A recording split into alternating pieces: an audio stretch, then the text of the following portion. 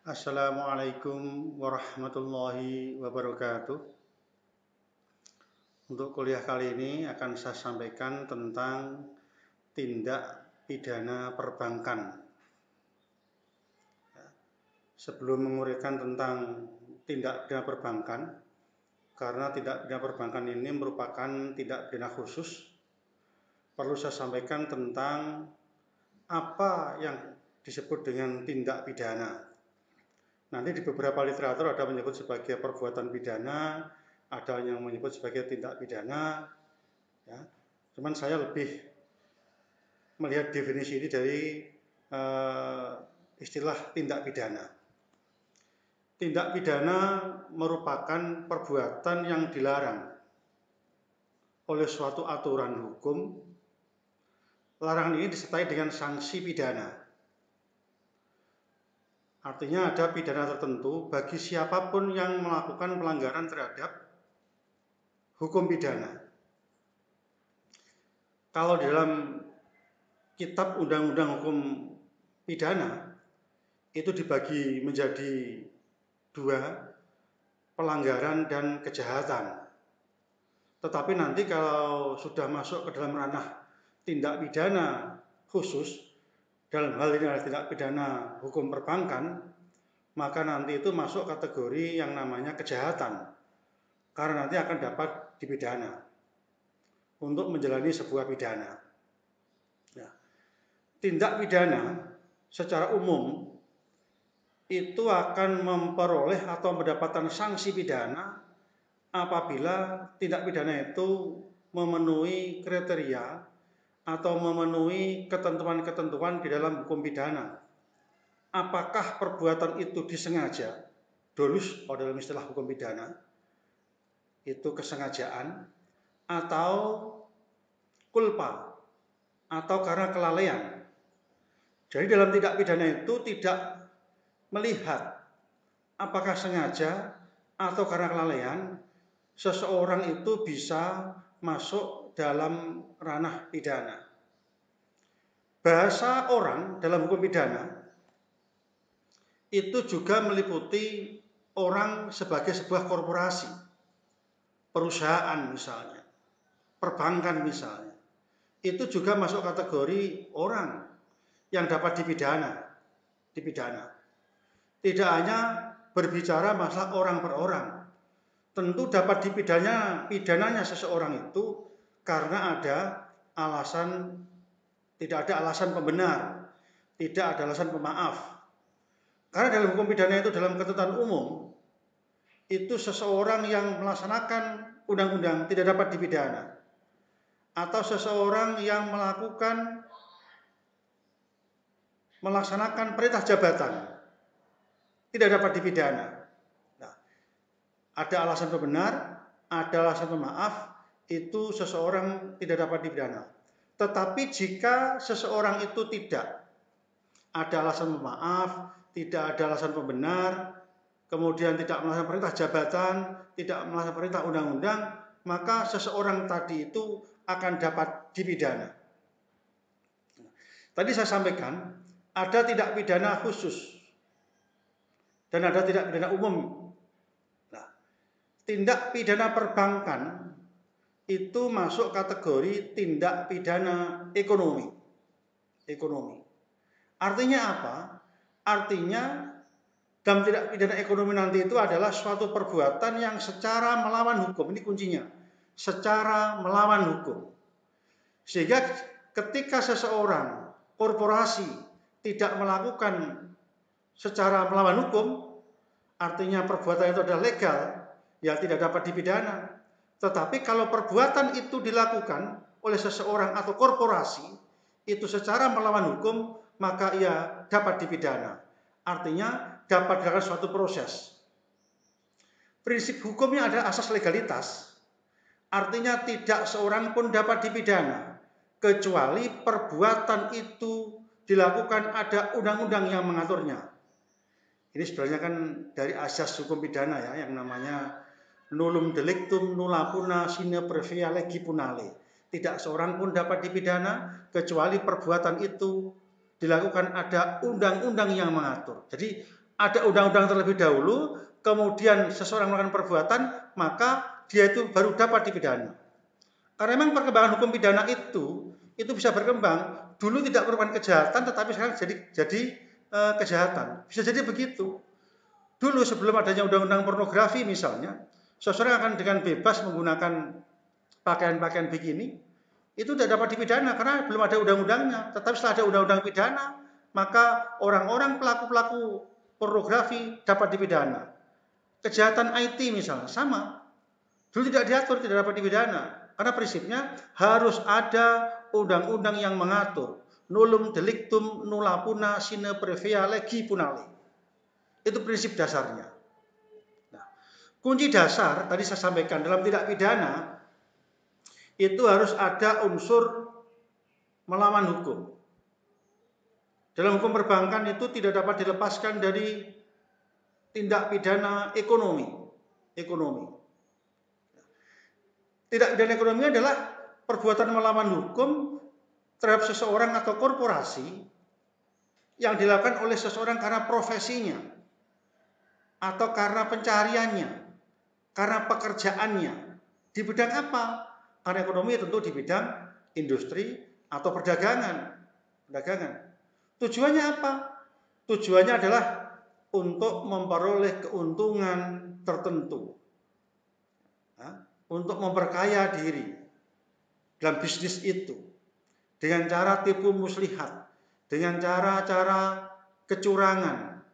Ini nanti masuk kategori di dalam hukum pidana. Memang dalam hukum pidana, dalam tindak pidana ekonomi, nanti orang bisa saja misalnya menghindari pajak misalnya. Itu masuk kategori tindak pidana ekonomi. Misalnya kecurangan, penipuan di bidang perkreditan, atau penyelewengan, atau misalnya menggelapkan dana masyarakat. Ini masuk kategori tindak pidana ekonomi. Atau misalnya pelanggaran terhadap aturan keuangan. Di peraturan tentang dari OJK, peraturan dari BI, dia sengaja melanggar. Baik itu secara sengaja maupun tidak sengaja, tadi saya sampaikan. Baik itu kelalaian ataupun kesengajaan dapat dipidana. Atau menipu konsumen. Atau kalau dalam lingkungan ada delik lingkungan, undang-undang lingkungan misalnya. Ya. Karena memang dalam tindak pidana ekonomi, ini masuk kategori white collar kriminal, crime. Karena kejahatan itu ada, kalau meminjam istilah Prof. Muladi itu ada kejahatan kelas warungan, ada kejahatan non white collar. Kalau kejahatan kelas warungan itu ya kayak maling ayam, maling motor, itu akan terlihat orang bersalah, dia melakukan pembunuhan, mencuri, melanggar pasal 362 Kitab Undang Hukum Pidana, akan jelas. Orang melihatnya. Tetapi kalau white collar, tindak pidana di bidang ekonomi, itu dia menggunakan tipu muslihat. Kalau orang awam itu mengatakan mencurinya orang pinter dengan cara berbalik, dibalik undang-undang. Kalau orang awam melihatnya, itu bukan pidana. Kalau orang melihatnya, itu wajar-wajar saja. Tetapi kalau itu ditelusuri, ada unsur jahat. Kalau dalam hukum Islam mens rea, niat jahat itu sudah muncul dalam hatinya untuk melakukan suatu kejahatan, maka itulah dia masuk kategori dalam hukum pidana. Maka dalam white collar itu biasanya itu dia menggunakan model-model penyamaran, menyamarkan Jadi menyamarkan, kemudian menyembunyikan, maksud dan tujuannya itu disembunyikan. Tidak ada yang tahu. Tetapi di balik itu ternyata dia seorang pelaku tindak pidana ekonomi, koruptor. Sama, koruptor juga masuk kategori tindak pidana khusus. Mereka itu melakukan tindak pidana dengan cara berbalik undang-undang, di belakang undang-undang. Yang tidak semua orang akan tahu bahwa itu adalah merupakan perbuatan pidana. Karena perlu diketahui bahwa hukum pidana itu adalah mencari kebenaran material. Artinya apa? Artinya perbuatan seseorang itu akan dilihat apakah memenuhi rumusan undang-undang apa tidak perbuatannya itu. Kalau memang dia menggunakan cara-cara tipu muslihat, dia menggunakan cara-cara tertentu itu, kemudian dia berlindung di balik undang-undang, ya, itulah kejahatan. Jadi kadang orang awam memang saya contohkan. Kalau dalam tindak pidana katakanlah misalnya ekonomi itu, biasanya profesi-profesi seperti advokat itu potensial, profesi advokat, kemudian profesi akuntan, bankir, ya kan, kemudian penegak hukum, ini sangat potensial sekali untuk melakukan tindak pidana di bidang white collar ini, karena memang orang-orang ini sebagai bagian dari kejahatan, ya. Jadi dia menggunakan cara tertentu, tipu muslihat, kemudian dia melakukan suatu tidak kejahatan. Dia ini biasanya memanfaatkan korbannya,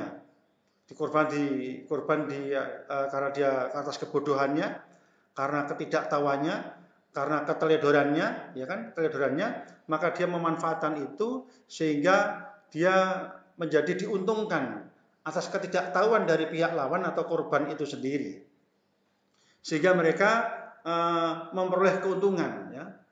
Contohlah kalau dalam dunia bisnis misalnya, di dunia perbankan.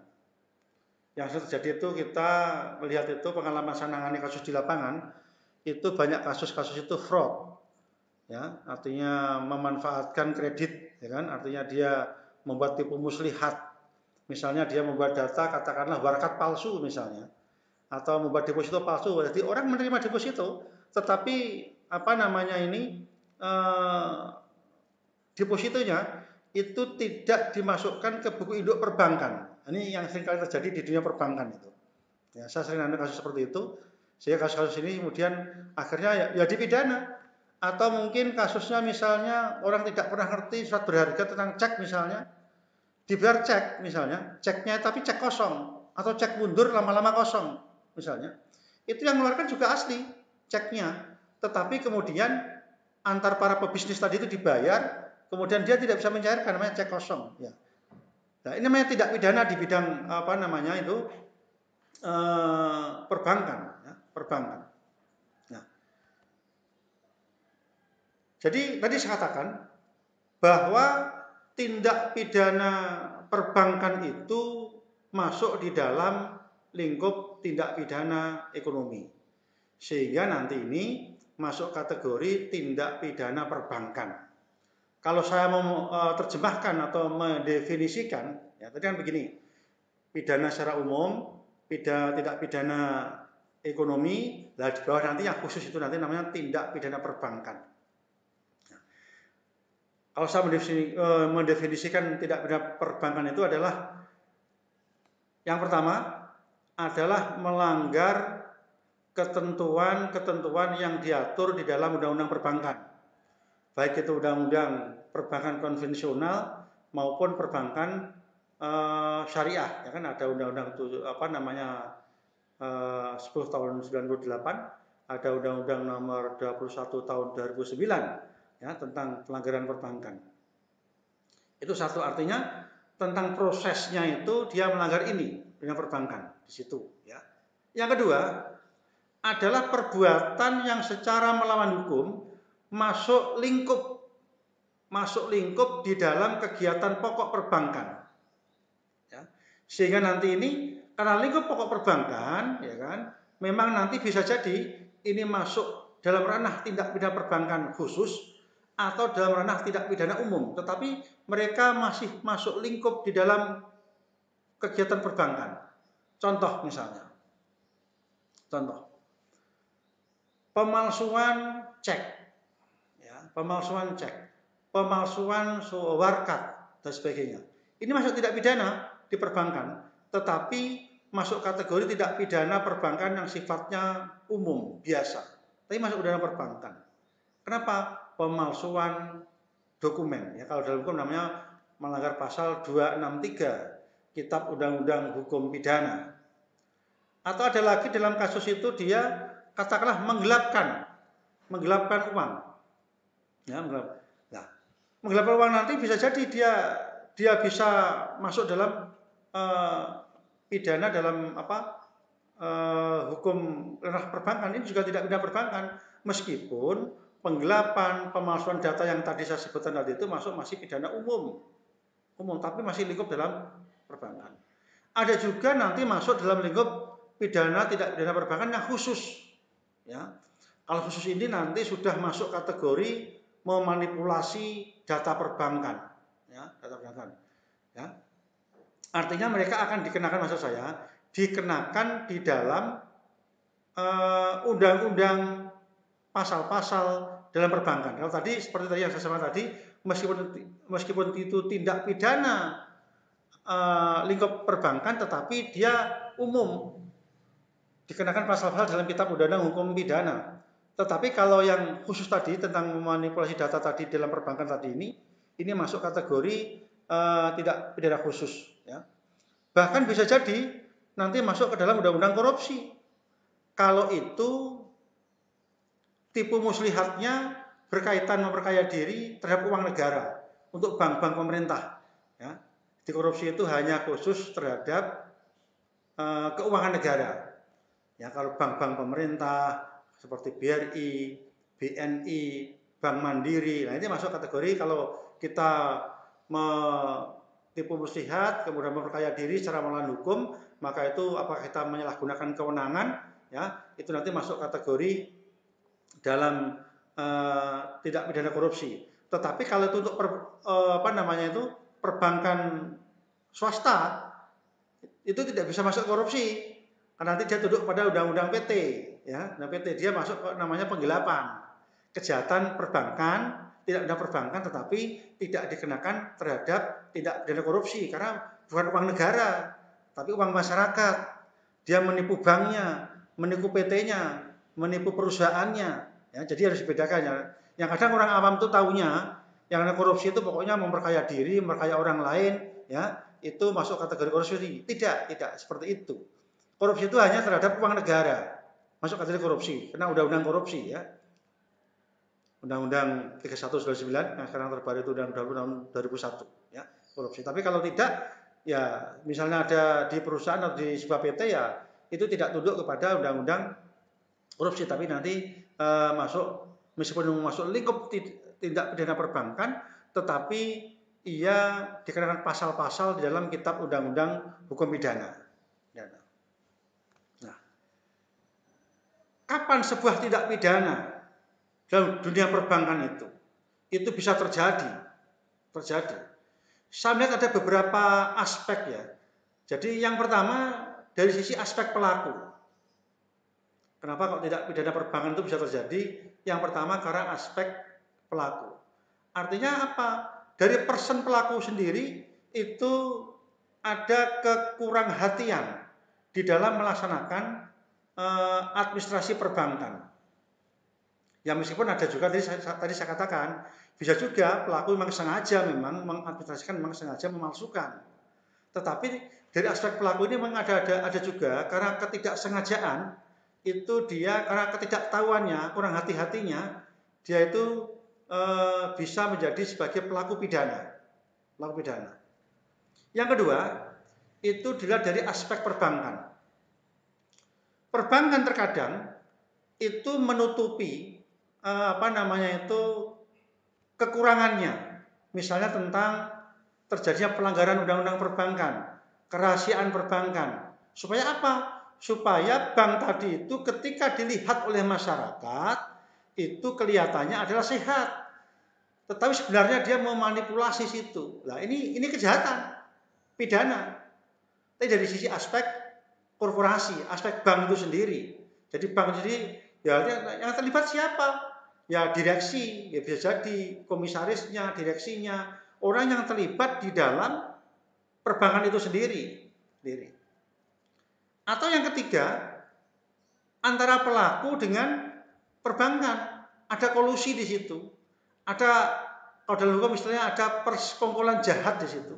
Ada niat jahat, ada mens rea, ada niat untuk melakukan perbuatan jahat di situ, Sehingga perbuatan tadi itu bisa menimbulkan kejahatan dalam perbankan. Contoh, misalnya dia sebagai katakanlah petugas bank, ya, bagian analisis pembiayaan atau sebagai analisis kredit. Dia menafsirkan agunannya itu diperkirakan harga ditaksir itu harganya cuma 100 juta kira-kira begitu. Tetapi nasabah tadi itu karena ada mufakat jahat tadi itu oleh bank di ACC tidak 100 juta sesuai harga daripada nilai jaminannya, tetapi dia diberikan katakanlah 150 juta melebihi harga nilai jaminan. Ya. Ini kan potensi kejahatan. Kenapa akibatnya? Akibatnya adalah ketika nanti nasabah tadi tidak melunasi utang-utangnya, objek agunan itu tidak dapat digunakan untuk menutup kerugian perbankan. Ya, yang kemarin saya sampaikan tentang kuliah hukum jaminan itu. Akhirnya apa? Perbankan mengalami kerugian. Nah, ini yang diakibatkan ada kolusi tadi itu, ada niat jahat itu. Ya, dulu pernah ada kasus di Indonesia itu Edi Tansil waktu itu. Ya, Edi Tansil itu tidak tahu sekarang di mana rimbanya, tetapi dulu masuk kejahatan ini ya. Sekarang tipologi kejahatan di dunia perbankan. Yang pertama, ini tadi saya katakan tadi, adalah penipuan atau kecurangan di bidang pembiayaan atau di bidang perkreditan. Apa itu tindakan pembiayaan atau kecurangan di bidang perkreditan? Fraud biasanya itu, fraud. Fraud itu adalah tindakan penyimpangan atau pembiaran yang sengaja dilakukan untuk mengelabui, menipu, atau memanipulasi terhadap bank atau nasabah atau pihak lain yang terjadi di dalam lingkungan perbankan, atau setidaknya menggunakan atau memanfaatkan sarana perbankan sehingga mengakibatkan perbankan menjadi rugi. Atau setidak-tidaknya pelaku fraud itu memperoleh keuntungan baik langsung maupun tidak langsung. Jadi pelakunya itu memperoleh keuntungan dari tadi itu, dari tipu daya yang tadi saya contohkan tadi itu. Ya, ini jenis yang pertama. Jadi ya pengalaman saya nangani kasus di lapangan itu biasanya itu bisa terjadi misalnya bagian marketing, ya, atau bagian penyelesaian kredit atau penyelesaian pembiayaan NPF-nya itu biasanya itu, ya. Jadi orang sudah bayar tidak dimasukkan kepada pihak bank tapi diputar sendiri. Kemudian dia mengambil uang bank lagi, kemudian memberikan kepada orang-orang yang namanya tidak jelas. Ya. Artinya terjadi fraud penyimpangan di situ. Ya. Ini banyak kasus ini harus hati-hati saudara sebagai ahli perbankan, saudara harus hati-hati karena banyak kasus seperti ini. Dan model atau modus operandi tipe-tipe gini sudah dipelajari oleh pihak bank. Ya, saya sering menangani kasus seperti ini di dunia perbankan dan kerugiannya kadang-kadang sampai ya miliaran itu karena dia memanfaatkan dia sebagai pejabat perbankan, dia sebagai pegawai perbankan, dia memutar uang perbankan, tapi untuk utang diri sendiri, ya. Kemudian bank dirugikan. Ini banyak kasus seperti itu. Ini tipologi yang pertama. Ya. Sekarang tipologi yang kedua itu penggelapan dana masyarakat. Nah, ini biasanya modus operandinya itu menggunakan atau melakukan perbuatan dokumen palsu. Ya. Kemudian memindah bukukan, ya kan? Transfer fiktif. Nah, biasanya begitu. Nah, biasanya di sini dia bekerja sama dengan pihak perbankan, ya, dengan teller, dengan kasir, atau bahkan sengaja memodifikasi komputer, ya, Jadi dia memodifikasi komputer, kemudian tidak disetorkan kepada perbankan, ya, penggelapan dana masyarakat. Jadi bank sebagai lembaga penghimpun dana masyarakat, dia mestinya memasukkan kepada dia, tetapi dia putar sendiri, ya, dengan melalui dia sebagai jabatannya, ya, ini sebagai baik sama sebagai kejahatan white collar, bukan orang yang berdasi, bukan loh ya, maksudnya kejahatan memang gray area, abu-abu, tidak kelihatan kalau orang awam tidak tahu kalau itu pidana, ya, tidak tampak lah. Model yang ketiga, ini adalah model penyelewengan atau penyalahgunaan dana masyarakat. Kalau tadi dia itu memalsu data, ada banknya, ya kan, masuk ke bank. Nah sekarang itu menyelewengkan, banknya ada bank milik dia, milik saya misalnya. Dulu masih ingat dulu kasus yang namanya Bank Suma dulu itu, ya. Pemiliknya melakukan penyelewengan dana. Jadi dia membuat bank itu tujuannya bukan untuk menghimpun dana dan memberikan pembiayaan atau kredit pada masyarakat, tetapi dia membuat dana, kemudian uangnya tadi itu digunakan, diputar secara spekulasi untuk perusahaan dia. Dia punya perusahaan apa begitu, dikelola menggunakan bank. Jadi bank itu hanya dijadikan sebagai alat atau sarana untuk mengelabui dalam kegiatan perbankan. Dia bahkan kadang-kadang dia juga punya mendirikan bank lagi. Jadi dia punya bank, kemudian ngambil bank dia, tempat dia sebagai direktur misalnya di situ, dia mengambil dana di situ, dimanfaatkan lagi di tempat lain banknya dia. Lah, ini kasus-kasus seperti ini seringkali terjadi di dunia perbankan. Ya, dulu tadi saya sampaikan kasus Bank Suma pernah terjadi seperti ini. Pemiliknya memang sengaja mengambil uang dari bank itu untuk spekulasi, ya kan, perusahaan dia yang akhirnya mengalami kerugian. Model yang keempat itu pelanggaran terhadap peraturan keuangan. Ya. Nah kalau ini nanti akan dilihat dari undang-undang tentang OJK, PPATK, ya kan, undang-undang perbankan sendiri, Undang-Undang 10 tahun 98, undang-undang tentang perbankan syariah. Artinya di situ sudah ditentukan pasal-pasal perbuatan-perbuatan apa yang dapat dipidana. Ya, dapat dipidana. Misalnya tentang izin usaha perbankan. Misalnya lagi tentang kebocoran rahasia perbankan, atau kejahatan yang dilakukan oleh komisaris, atau kejahatan yang dilakukan oleh direksi dan lain-lain. Ya. Artinya perangkat aturan yang diatur di dalam undang-undang perbankan itu tidak diikuti, tidak ditaati oleh dia, sehingga dia masuk kategori tindak pidana perbankan atau tindak pidana khusus ini. Ya. Artinya orang yang nanti bisa dikenakan undang-undang tidak pidana khusus. Ya. Khusus dan umum itu hanya untuk membedakan, memudahkan lah. Ya. Memudahkan dalam tidak pidana. Ya. Bidang ekonomi, bidang umum dan sebagainya. Ya. Dan sebagainya. Yang kelima itu adalah tentang pencucian uang, money laundering. Ya. Itu dulu ada undang-undang nomor 25 tahun 2003. Kalau yang sekarang menggunakan undang-undang nomor 8 tahun 2010 tentang money laundering. Ya. Di money laundering itu adalah suatu perbuatan, ya, perbuatan seseorang atau korporasi, ya, arti menempatkan, mentransfer, membelanjakan, menyumbangkan, menitipkan, ya, membawa uang ke luar negeri, ya kan, menukar, atau perbuatan-perbuatan lain, ya, yang berkaitan dengan harta kekayaan yang diketahui atau patut diduga bahwa harta itu adalah dari hasil kejahatan.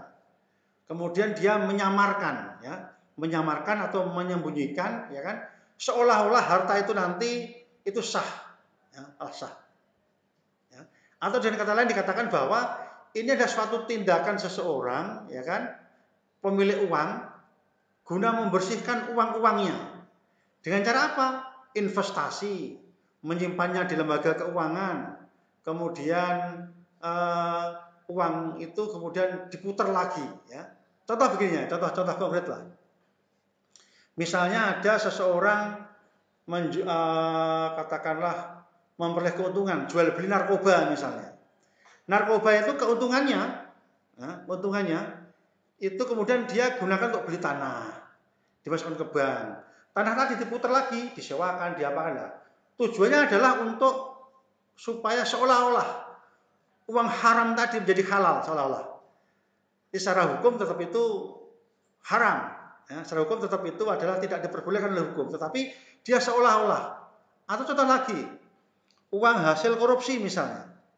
Korupsi dia gunakan berapa miliar ya, digunakan untuk membeli gedung, membeli apartemen, membeli tanah, kemudian dijual lagi. Untuk dunia perdagangan lagi, diputer terus, ya kan, sampai nanti dia merasa uang itu bersih. Ya. Padahal asal usul uang tadi itu tetap itu uang haram. Uang haram. Nah, itulah mengapa kalau di dunia perbankan itu, kalau saudara di dunia perbankan, pasti ketika akan menabung di bank akan ditanya asal usul uang. Misalnya saya profesi sebagai seorang akademisi, tiba-tiba menabung uang 5 miliar. Tadi tanya kan, uang dari mana asal usulnya? Kecuali saya punya perusahaan, kecuali saya punya kegiatan atau perusahaan bisnis lain, kecuali begitu. Ya, sebagai akademisi punya uang 5 miliar itu sebuah ya yang sangat besar sekali, Sehingga bank akan mempertanyakan apakah uang dari warisan, apakah uang dari mana asal usulnya, karena patut diduga uang sebesar itu dan pekerjaan seperti ini itu tidak mungkin memperoleh uang sebesar itu. Ya. Kecuali memang dia bisnismen, ya memang ini agak jelas, tapi selama pekerjaannya jelas, profilnya itu, maka akan mudah untuk melacaknya, ya, melacaknya. Sehingga patut diduga itu adalah uang dari hasil kejahatan. Entah itu mungkin dari kolusi, kerjasama fiktif tadi yang saya sampaikan, dia memperoleh keuntungan, ya kan? Atau mungkin dia kalau dalam perbankan ada namanya windows dressing misalnya, ya kan? Jadi dalam pembukuan, ya windows dressing pembukuan itu biasanya dia memanipulasi pembukuan antara aktiva dan pasiva, seolah-olah itu dia untung, dan artinya rugi untuk nutupi tadi itu. Nah, keuntungan di mana? Masuk ke dia. Nah, misalnya begitulah. Ini masuk kategori dalam tindak pidana perbankan. Ya. Ya, saya kira itu yang perlu saya sampaikan. Ini pertemuan ya terakhir, nanti kita ke depan nanti kita akan mungkin saya akan menambah untuk apa namanya ini untuk melakukan ujian, nanti akan saya berikan materinya, nanti kita share di grup, ya. Saya kira itu. Wassalamualaikum warahmatullahi wabarakatuh.